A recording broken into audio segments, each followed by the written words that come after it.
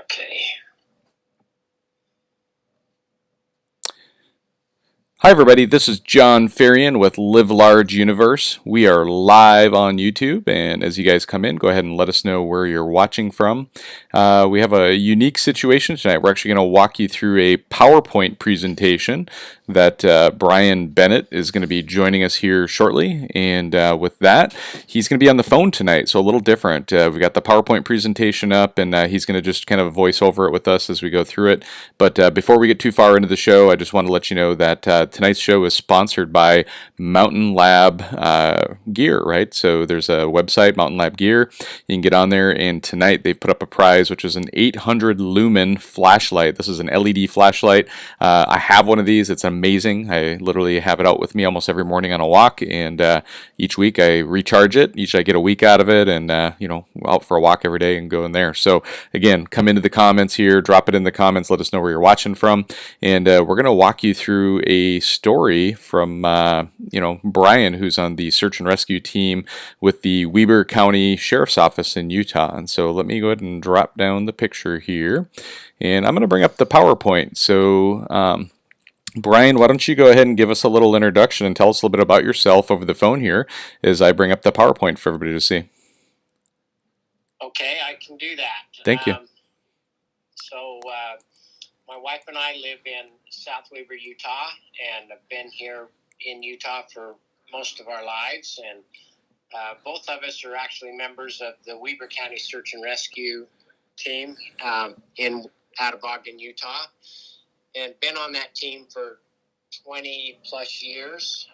I joined as on the snowmobile team and kind of ventured off into the search dog world with them. And my wife originally got on the team to help with the medical aspect of it, and it's kind of branched out into other duties as well as to work in the incident command, and was actually working incident command the night that we ended up on this particular search.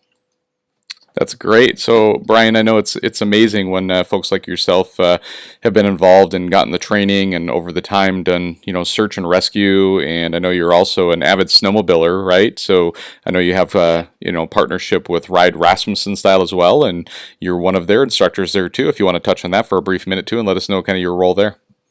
Yeah. So I'm very fortunate to be associated with Ride Rasmussen Style, and that association actually started, I want to say 60 years ago. I'm 62 years old, and Brett Rasmussen is my cousin, and we kind of grew up together kind of during the summers. I spent some summers up there, and then as, my parents bought some snowmobiles when Brett's dad, my Uncle Garland, had an Arctic Cat dealership up there, and then I've just been riding ever since. So I'm kind of fortunate to have had the opportunity to ride with Brett for several years. And when you ride with the best, you either learn how to do it or you get left behind. Right? You sink or swim, right? Yeah. So I help Brett periodically when he needs it in some of his guiding and instruction classes that he does up out of West Yellowstone, Montana. And his lodge, he's got a really nice lodge in Island Park now, and it's a lot of fun. It's kind of nice to keep up on the latest and greatest techniques and be able to still ride at the level I do. Yeah. At my age, and it's just been a great opportunity for me. Yeah, that's great. And I know there's just a large demand for skilled snowmobilers in search and rescue organizations across the United States, and especially the western United States, where mountain riding and the skills to be able to get into where some of these people who need rescued are at. There's a lot of search and rescue organizations that frankly may not have the skills there, and so would encourage anybody who's watching this tonight and that has interest, to reach out to your local either sheriff's office, search and rescue, county search and rescue. If you have an interest in being a volunteer, I'm sure they would love to talk to you about that. And Bryan, with that, let's dive into the presentation. I've got slide 1 pulled up here right now, just the intro slide. I'm assuming I can bump over to slide 2 for you next. Yeah. That's actually the slide I'm on, and perfect. So back in February of 2019, we had a father and son that were snowmobiling up on the Monte Cristo area above Ogden, Utah. It's an area that Weaver County services. And it says January. I guess it was late January. But anyway, it was a very cold night, beautiful day, a beautiful sunny day, which are usually followed by cold nights. And one of the son in the party got dropped into a canyon that he just couldn't get out of. And so that's kind of where the story starts, John. The father was still on top and, at the entrance of the canyon and hadn't dropped in. And so now they're trying to figure out, how we're going to get the son out of there. And that's kind of where the story starts. And if you go to slide 3. Sounds good. Everybody's looking at slide 3 now. Okay, so this is kind of a topo of the area, and there's a bunch of lines on here. The red lines are from my inReach, and the blue lines are a GPS track that we took to get in. And you can see that first waypoint, and that's where we parked that night. And so basically what happened to take you from start to finish is, and I'll try to go through this as quickly as I can and still provide the details. I don't want to bore anybody. Yeah, no worries. But the father and son were communicating by cell phone for a short time and then by radios for a short time. And they had on their phone, they were looking at some maps on the phone.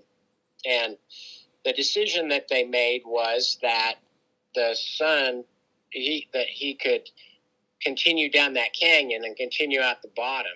And if you look at that canyon and you look how steep it is there, you can see what they were kind of up against, but not really realizing as they were looking on their phone. And so the father decided he was going to take the road down and around and to the bottom of where he felt like that canyon came out. And that trek is about, I want to say 15 miles, maybe just a hair over that, to get back down to the bottom. And as he waited down there, and he lost communication with his son as he waited for him to come out, he realized that he probably ought to act. So he went back to the parking lot where there's a rental place, and they also provide a guide service. So he went in there and asked for help, and those guys graciously decided that they were going to send 2 of their guides back up on the mountain with him to see if they could go down this canyon to find his son. And it didn't take them long after venturing down the canyon a short time to realize that wasn't a good idea, and they turned their sleds around and came back to the top, and that's when they called search and rescue. And they called us, and we made arrangements to meet them. If you're looking at that triangle on the far right, there's a waypoint there. That's where we met them, and then they guided us into the top of the canyon, where we went down after them. And so we had a good turnout that night from our team. And I'm not going to have exact numbers, but I want to say we had eight riders that showed up that night initially, and we went up and met. And as we sat at the top of that canyon trying to determine what we were going to do, it was finally determined that 2 of us would drop in the canyon. And I think I remember saying to the guy that was that went with me, Dan Frost. He's a great writer and a great friend of mine. I said, well, Dan, let's go spend the night with him, and we made preparations and dropped in the canyon. That canyon was steep enough, and there's some pictures as we go down through here that I could stand on my snowmobile and reach my arms out and touch the side of the canyon on both sides. So it was really it was basically a creek bed that went down through there. And so we dropped in. Two of us dropped in while the rest of the team was caring for the father and making some other arrangements. Gotcha. Yeah, the map really tells an interesting story of how they got in there, and that exit on the left side of the map that they would have been trying to go out. When the rider dropped down in there and they tried to exit out the bottom of the valley, you can just see how deep that canyon gets and how steep it is and stuff too. And yeah, it's heading down a canyon with timber fall, deep snow, waterfalls, rocks, all kinds of things that people get in trouble with. And so just a good call out to people. It's like if you get stuck in this situation, like there's a lot of options, but down the canyon isn't always the best one. So yeah, so if you go to slide 4, we kind of identified a few of the issues that may have contributed to what happened that night. These two guys weren't from the Ogden area, but they came up there for a ride because it's a very popular area in Utah to ride, and they just weren't as familiar with the areas, I think, that they maybe should have been. Of course, everybody starts somewhere, so you can't fault them for wanting to come up and go for a ride. So what happened, and the reason why he got in there, is he was climbing up. The young man was climbing up the hillside, and kind of high marking on this one hill. And as he got closer and closer to the mouth of the canyon, it got steeper and steeper. And so, as he would have success in one spot, he would just move down the canyon a little bit and keep moving. Well, he got to this one point, and he got up, and on his turnout, instead of turning right to exit the canyon, he was forced to turn left, and he just didn't have the skill set to traverse that slope back up to the right and out of the canyon. So gravity took over and just sucked him down in. Got that. Yeah, that's interesting. Did you have something? Did I interrupt you, John? No, I was just saying that's super interesting of what happened. So keep going with the story. That's great.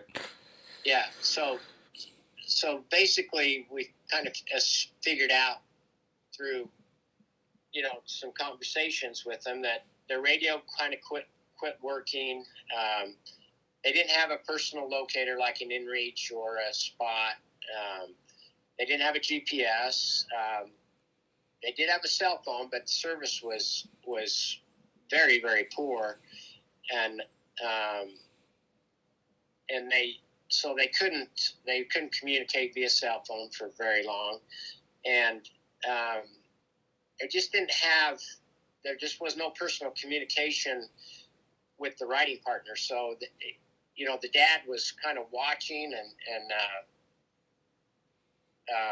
the dad was kind of watching and doing his thing, but he kind of wasn't aware of what the son was doing, and then until it happened, and then there was only 2 of them, so they really didn't have a lot of people that could help them, right? I mean, so, and I really, at this point, I always as I tell this story, I always commend the father in this particular situation. I mean, if you can imagine a father and his son having gone down this canyon and been down there for a while, what restraint he must have shown to not try to follow him down in there, and then put them both in a position where maybe they couldn't go for help. Exactly. So, Yeah, I mean it's a really important call out is this notion of like, okay, one person is in trouble. At what point do you as a potential rescuer put yourself in additional harm's way, right? And especially in a yeah, situation like this where, as far as you know, because you're in contact with the person at the bottom of the canyon, in theory, they're okay, right? Like they haven't been trapped in an avalanche, they've not broken their leg and bleeding out, or something crazy like that. In this situation, where they had at least limited communication, the right call was for the father not to drop in there and try to make things worse, but to go and offer and to get help and to try and get things out. So, definitely some good decisions were made at that point in time to make sure that at least there was some ability to be able to go out and rescue the party who had dropped down in the bottom. So. yeah, exactly. I just can't.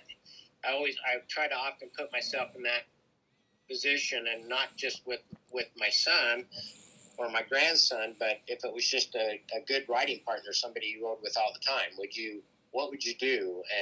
And obviously the father in this case made the best possible decision he could make. So, you got to commend him for thinking this through, or however he came across this decision, because this call out to me is all about decision making, right? And I'm going to go into that a little more about the decisions we make and why we make them. But so if you move on to slide 5, John. Okay, everybody's looking at slide 5 now. So the picture that you see on the right is as we moved down the canyon, we came to a waterfall. And the waterfall was maybe 18 to 20 feet tall, and the snowmobile you see there uh, is my sled parked at the edge of that waterfall where we got off. And so what we ended up doing was we came to that waterfall, and we looked and we're like, okay, here's an obvious place that you don't go any further, but yet there's no snowmobile there. So we shine our lights off the edge, and we see snowmobile track in the bottom. Wow. And yeah, so what we did was we packed our packs and got our stuff, and we climbed down the waterfall and started walking to following snowmobile tracks. And we got down about another 150, 200 yards, and I shined my light down, and I caught the reflection of the snowmobile, and I started hollering his name, and no answer. And we get closer, and snowmobile's there, but our our guy's not. So can you pause for a second and describe to me what that 100, 200 yards of, you're on your feet, right? And tell us about the snow conditions, the depth of the snow. Were you like trying to navigate not falling in the creek? Like what was I can't imagine you're just going for a casual stroll down a stream, right? You're definitely probably, if I'm guessing, you're probably knee, if not waist deep in some snow, and you're jumping over logs. And like, talk to us about that last couple hundred yards and what you were up against. Yeah, so we were when we were in his track, it was pretty good. We were only sinking in maybe boot to the top of our boots at that point. The temperature that night went from like 5 degrees in the parking lot to below zero by the time we got out of there. So it was nice and cold. There was lots of deadfall, and the reason why the snowmobile was parked where it was and hadn't gone any farther was because there was a huge amount of deadfall that was across the creek, and he couldn't go any farther on his snowmobile. There was no way to take it any further than it was, and the creek was covered in snow. We never did break through to the point where we got in the water that was across the creek. Go ahead. No, you're good. Sorry. Go ahead. So it's my bad. So we got there, and now we see footprints that climb up over the deadfall and start down the canyon. And so at this point, we know we have a team above us, and and really, I got to say that everybody always asks me, well, why would you go down there knowing somebody down there was in trouble? And the whole reason is I knew we had a team above us. Yeah. I had 6 guys up there that were just waiting for instructions to how can we help? And that's what they were there for. And they did. And so at this point we radioed up and told them that, hey, if you can get our snowmobiles turned around, we're not going to need them anymore tonight. You can go get our sleds turned and get them out of there. We're on foot. Yep. And the report I got I know from talking to that crew that it took them almost 2 hours because they had to dig out so much snow and basically stand the snowmobiles up on their end and then pivot them. Wow. To get them to go back up because the canyon's so narrow right there. But so we just start walking. We start walking down the canyon. Like you said, once we got off of his snowmobile track, we were post-holing in knee deep, and then I always get asked the question, well, why don't you have snowshoes, or why don't you have snowshoes? And I can tell you we do now. Yeah. We didn't then, but we do now. Because we learned from this experience. So, but we kept following the tracks, and they just kept going farther and farther and farther and farther down the canyon. And we were going in and out of the deadfall because it was everywhere. And I remember crawling under a deadfall, and it was one that I couldn't get over the top of. So we crawled under it, and I got on the other side, and I stood up and I shined my light down, and I caught the reflectors on the side of his jacket. So I hollered his name, and luckily he answered. And Dan was behind me, and I just hollered back at Dan and said, Dan, I said, I got him, start a fire. And I continued down the canyon and got him. I maybe went down another 50 yards or so and got him. And when I got to him, he was coherent, but obviously he was hypothermic. He had opened his jacket up. He had discarded his gloves. He discarded his hat. And I just grabbed him by the jacket and started pulling him back. And by the time I got back to where I crawled under the deadfall, Dan the fire was smoking, and so we had a fire going pretty quick. That's great. To warm him up. So this particular slide 5 that we're on about why did he become a victim, we talked about the riding skill level, the group size, area familiarization, but the big one to me is the decision making. And not all the decisions he made were bad.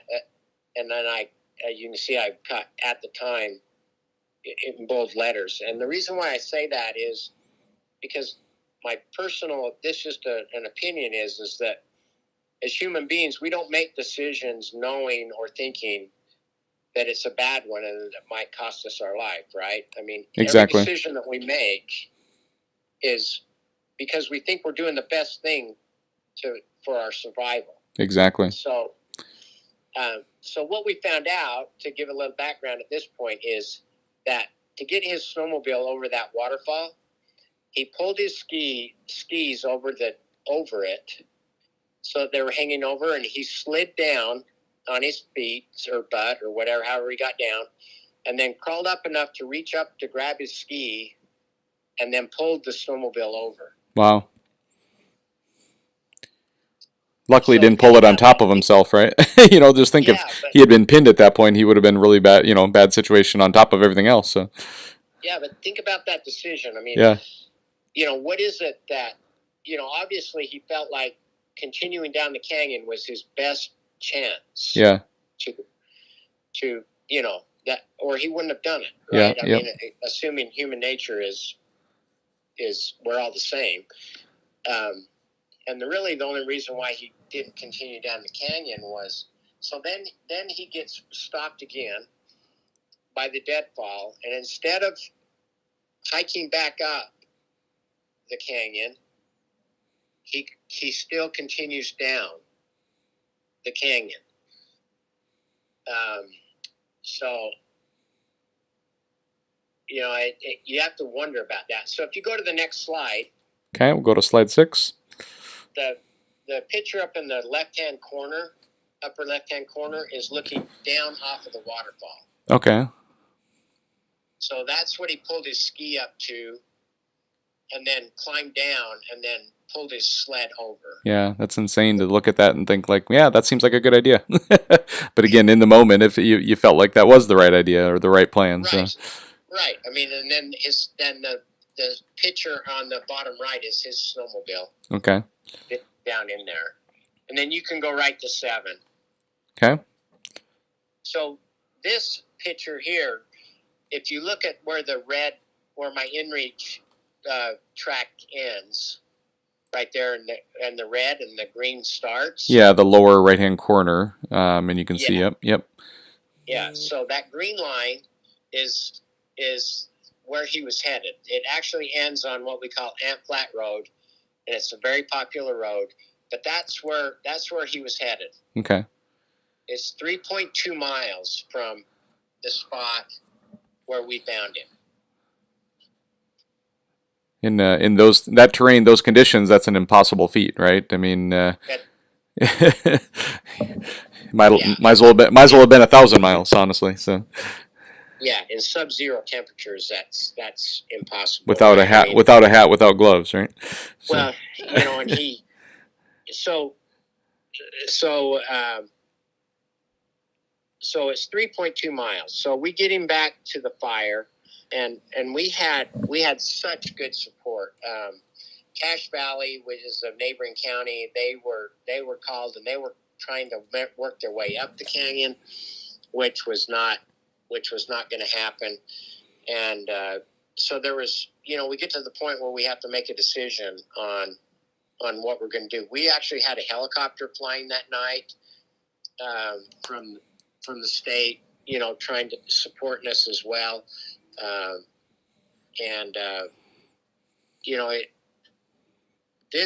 This young man was, I tell people that he was probably 2 hours from not surviving the night.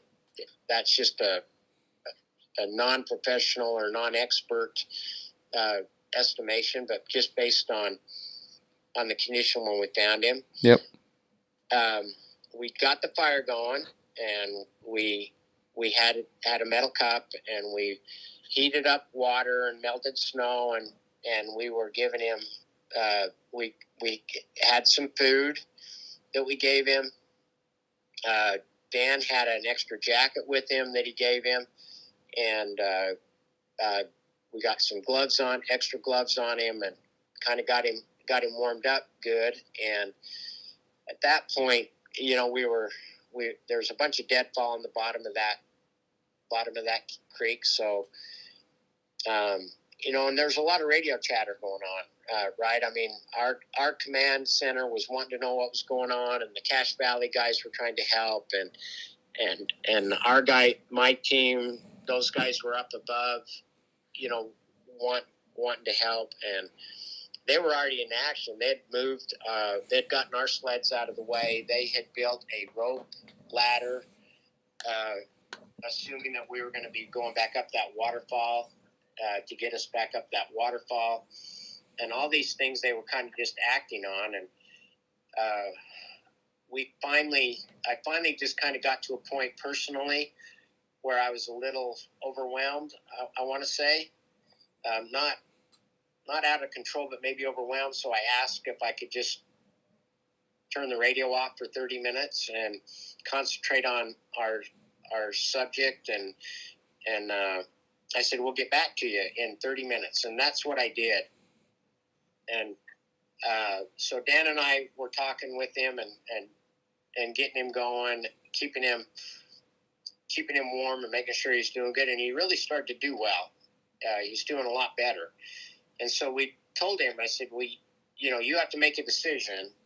And you have 30 minutes to make that decision. And he says, well, what's that? And I said, well, we either walk out tonight or we spend the night.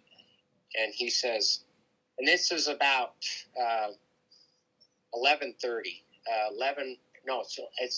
It's 10:30 because I said it's, we're either going to spend the night or we're going to walk out. And he says, well, where would we spend the night? And I said, right here. We're going to spend the night right here.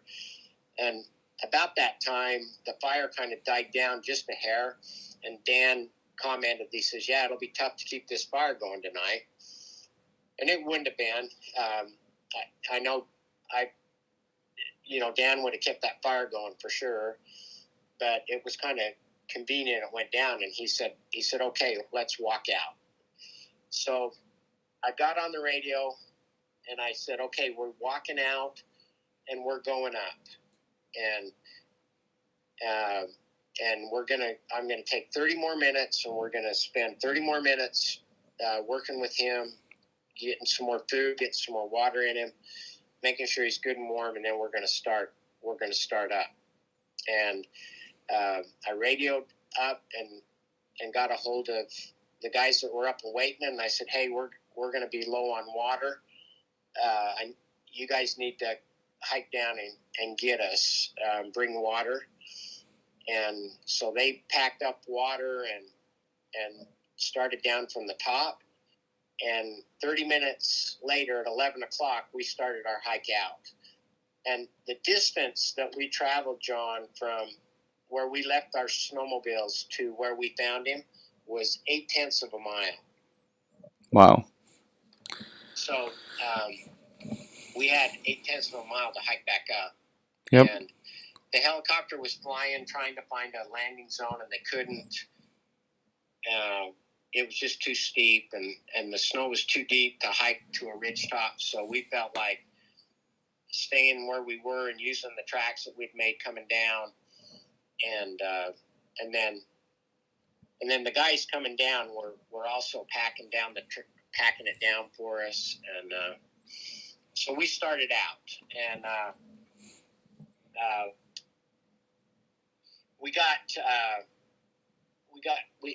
don't know how far it was. All I remember was I'd marked a waypoint on my GPS when we started in, and I did a go-to on my GPS, and I just kept watching the distance slowly go down, as we were trying to walk out. And I want to say we got about a third the way out when the first team member reached us, and he had water, and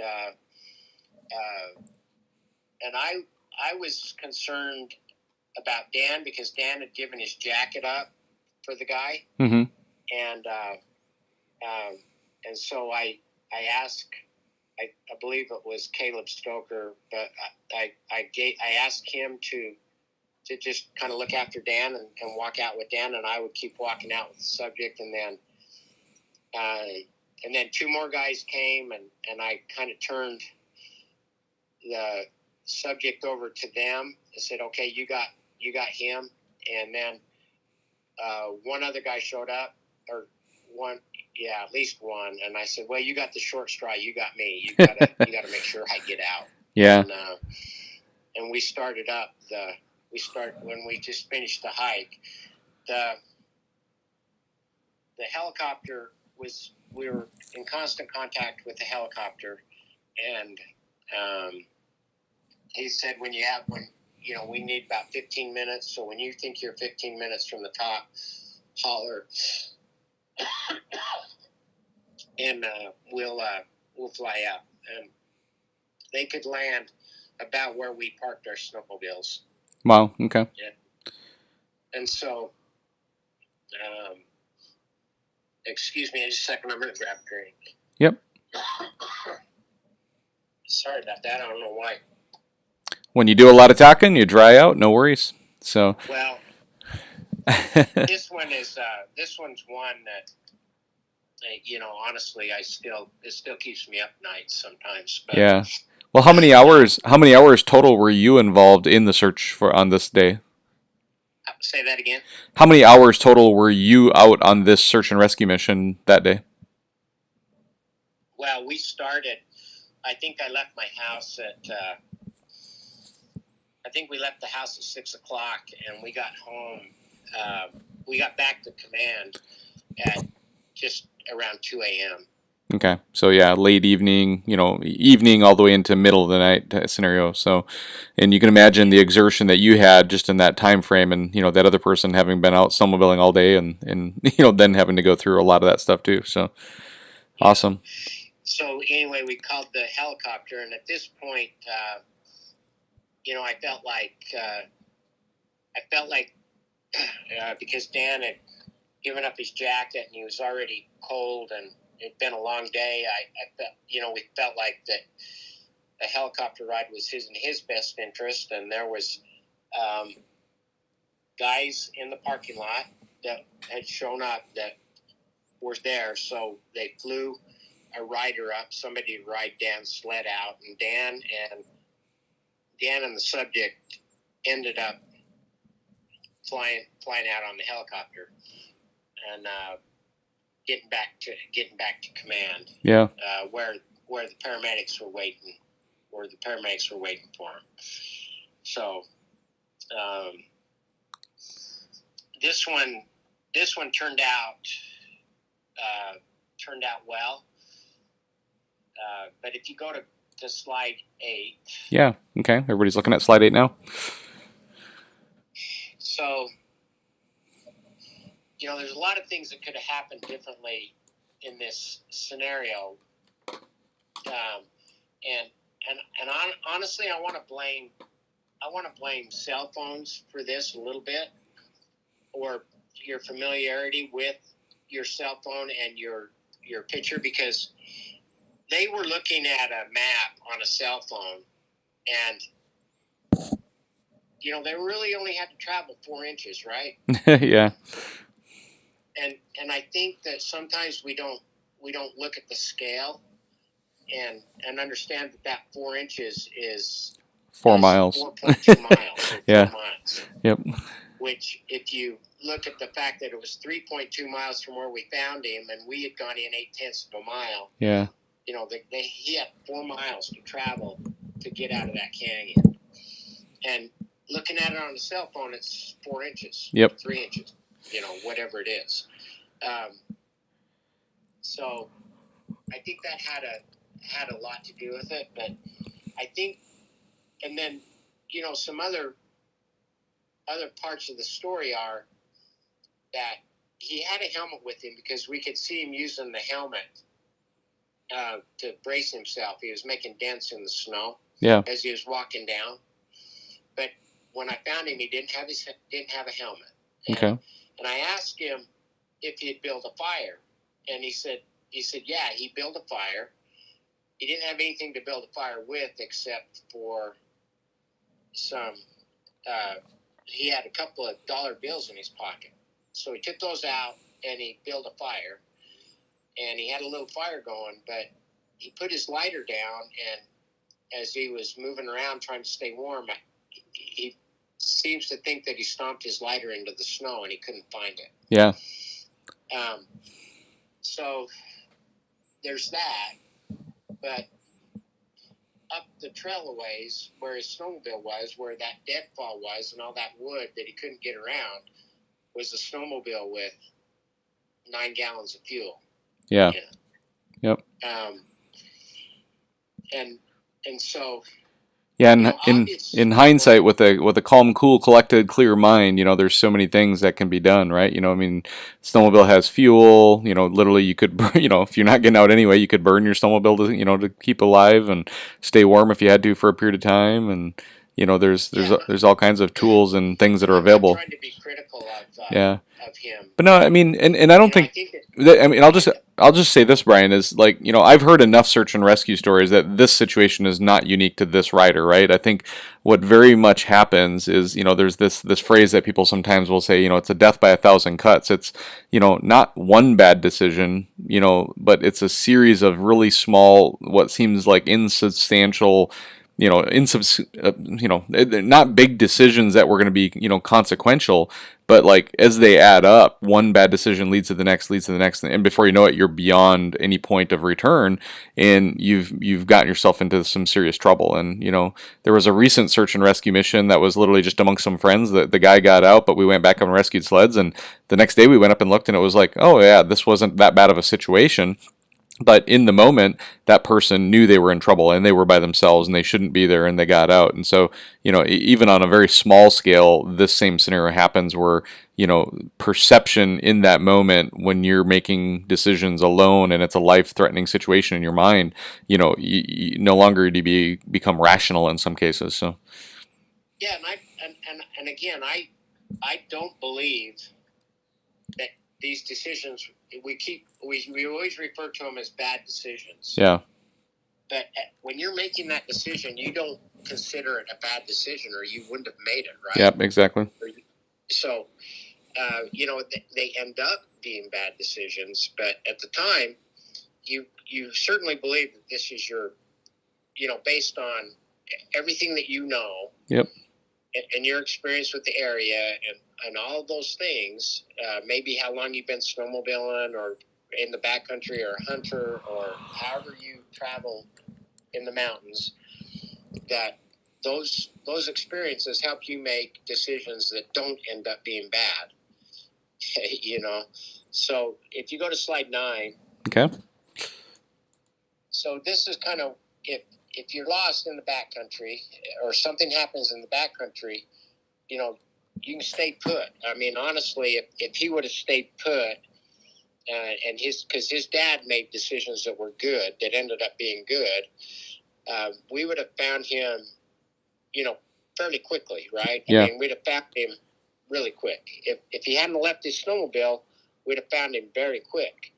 And then the reality is he walked probably 3 times farther down, or 4 times farther down, than it would have been if he had just turned around and traveled back up in a direction he was familiar with, right? He just came from up there. Yeah. So he knows what's up there, which is why the decision Dan and I made to go up to meet with our guys rather than travel down through country we weren't familiar with, and then start a fire, get a fire going, and just stay there. Those are the best choices that you can make. I want to show you one more picture, and if you go to slide 10. Okay. So the question and answers thing, I know we can't do that, but this PowerPoint was built for a presentation I did a year or so ago. But in the bottom right picture, you see somebody standing there, and he had a GPS coordinate for the snowmobile, and our team went in. The next weekend, the next Friday, to recover the snowmobile. Yeah. If you look about at 7 o'clock, you'll see a handlebar. Yeah, no, I can see it in the picture from my angle. I don't know if anybody Yeah. on YouTube can make it out too, but yeah, in the kind of the foreground, there's somebody standing in the background, but in the foreground, kind of in the middle of the picture, there's like a lump down there, and you can see handlebars sticking up. So, Yeah, that's the snowmobile was covered. The guy walked right past it. wow. Didn't even see it because of all the snow that came. Yep. And that's a better picture looking down that canyon. A little better picture looking down that canyon. and it just got thicker and thicker and thicker. Yeah. But Okay. yeah, this was a pretty exciting night and I'm telling you, we have our snowmobile team for Weaver County is the best. I mean, then they're all trained and can ride, and there is no way that me or anyone else would have gone in after this guy without knowing we had the support of those guys up on top. If I hadn't had that group up there, there's no way I'd have gone down there. You know, just no way. Great group of guys, and they saved the kid's life that night. You know, they saved his life. Yeah.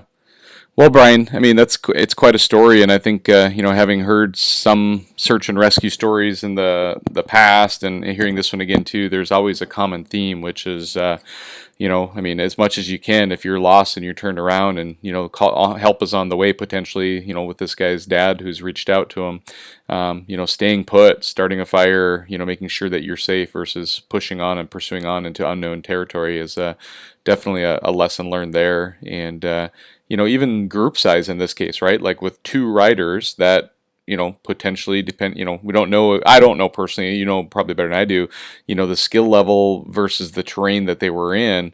If they got in over their head, it seems apparently that's what happened, is they got into terrain that was higher than their skill level.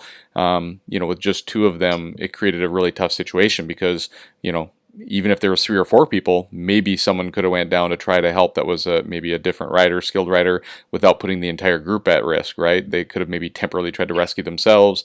There's a lot of different ways things could have played out potentially. So, you're absolutely right. And that's why I always tell people, before you invest in a can or a turbo, you invest in riding lessons. Yeah, that's great. Well, Bryan, I just want to say thank you for taking the time to come through this. I want to apologize to everybody for the technical difficulties, but I think it actually worked out okay because the focus tonight was the PowerPoint presentation and your story behind it, and we've accomplished that. So I just want to say thank you for coming on, and want to give you an opportunity to kind of say any final words, thank yous, maybe a call out for the search and rescue team that you guys are on, whatever you'd like to do, and then we'll wrap it up. No, I really do. I really do feel very fortunate and honored to be a part of this Weaver County Search and Rescue, and the commitment that these guys put in, and every hour they put in is volunteer. They pay for their own snowmobiles, they pay for their own gas, they pay for their own gear, and they pay for all the instruction and training and everything that they get, and they seek it out so that they can better serve the community. And these guys are just amazing, guys and gals. And we do have a couple of gals, and my wife was in command that night. I could hear her on the radio, and that helped me a ton. And the support and everything we get from this group of people, and the community gets from this team, is second to none. These guys are just absolutely amazing. Yeah, no, that's fantastic. So, thank you everybody for tuning in again who watched tonight. We've got some live viewers in here. Thanks for making comments. And just as a reminder, just by getting in here and sharing some comments, whether you watch it here live now or later on in the replay on YouTube and or on social media, you're welcome to just drop comments in there, and we'll include you in our prize giveaway, which is a 800 lumen Mountain Lab flashlight. Great tool if you're stuck in the bottom of a canyon, Bryan, right? a little handy flashlight. So. Yeah, I was using one. Exactly. So, all right, everybody, we're going to wrap this up. And as I always wrap up every show, I'll tell you, God bless you and have an amazing night. Don't forget to live large. Have a great day out there.